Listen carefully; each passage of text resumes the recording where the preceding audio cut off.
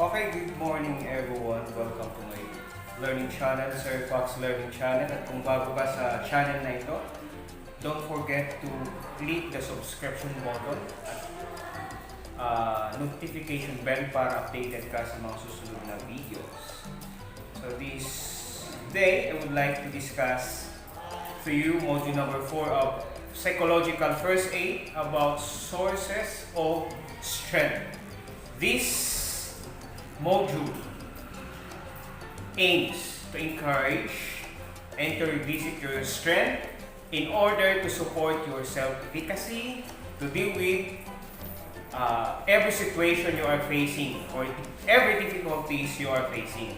This also aims to encourage you to become hopeful or to have a good outlook, and this module serves as the reinforcement or a source of support and internal and external resources. So our objective for this module is to identify personal, social, and emotional sources of strength during and in the aftermath of the disaster, stress, or stressful situation, or even our situation right now, which is under the pandemic. It also aims to identify your internal or external sources of strength. Since the first module, day 1 of our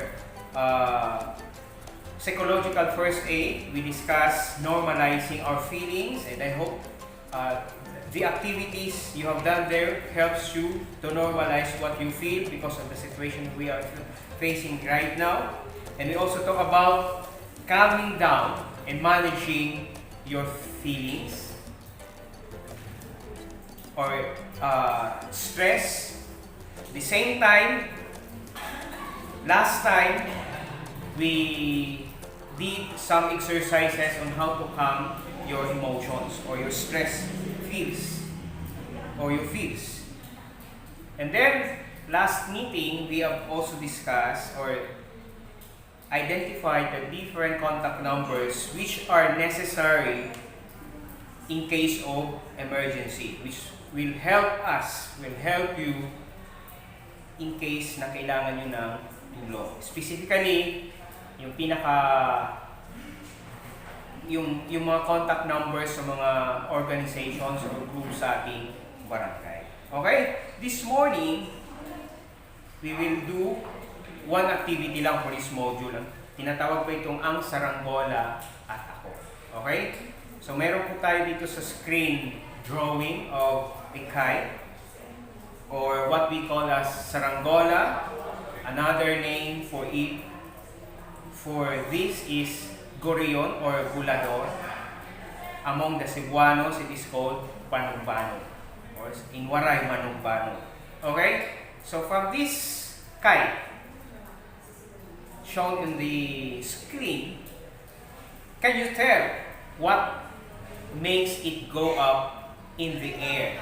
So masasabi mo ba, ano nga ba yung i-enable to that kite para pumunta po siya sa air? Next, what can make it strong enough to not break by air? Ano ba yung mga nakakatulong sa kanya para hindi siya masira while the kite is in the air? Just like a kite, kung ihahalin tulad mo yung sarili mo sa isang banog-bano or bulador or kite, in which if you will be able to fly high like a kite, on each part of the kites or diamond, usually yung diamond kite, kindly write down what do you think are your sources of strength. Kung i-enable ka na makalipad as high as you can like a kite, what do you think those sources na makakatulong sa'yo para makalipad ka ng mataas katulad ng isang saranggola? What makes you strong despite what you have gone through during the past few months of the pandemic? What makes you strong despite of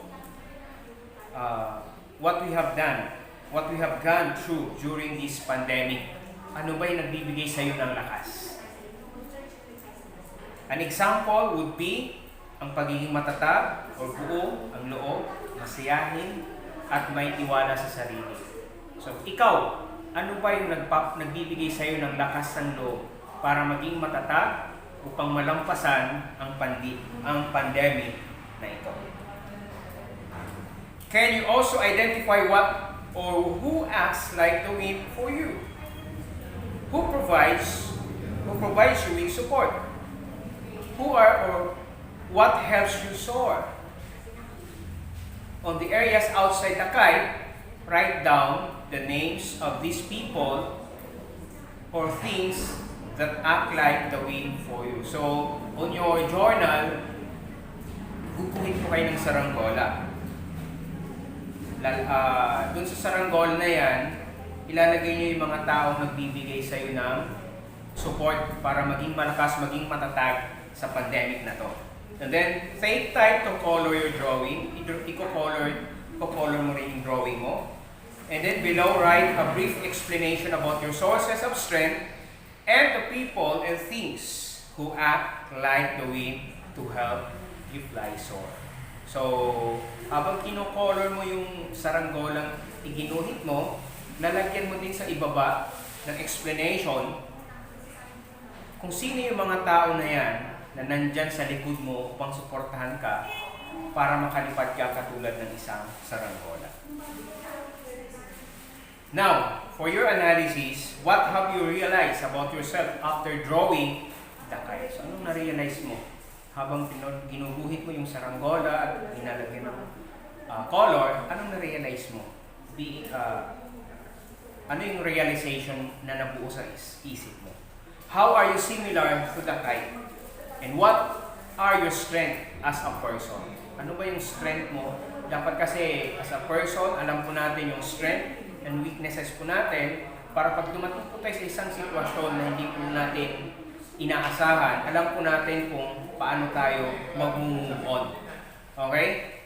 So, mayroon po tayo ditong isang example. Halimbawa, ang saranggola ko at ako. Ang saranggola ko at ako, parehong-pareho. Ako ay matatag.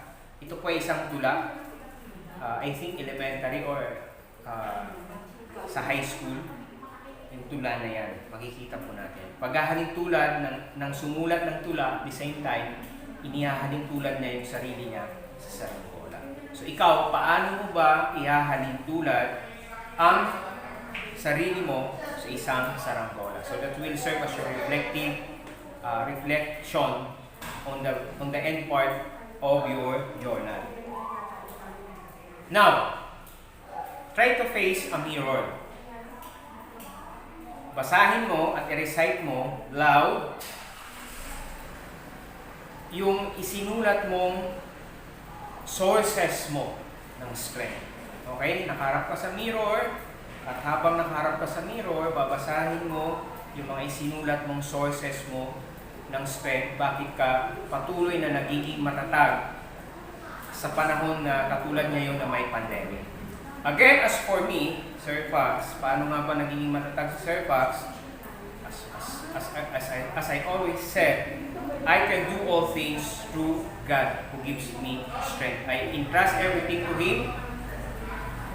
And I know in everything, meron po siyang good plan for you. Kaya lahat ng bagay pinagkakatiwala po sa Kanya. That's all for today. Goodbye.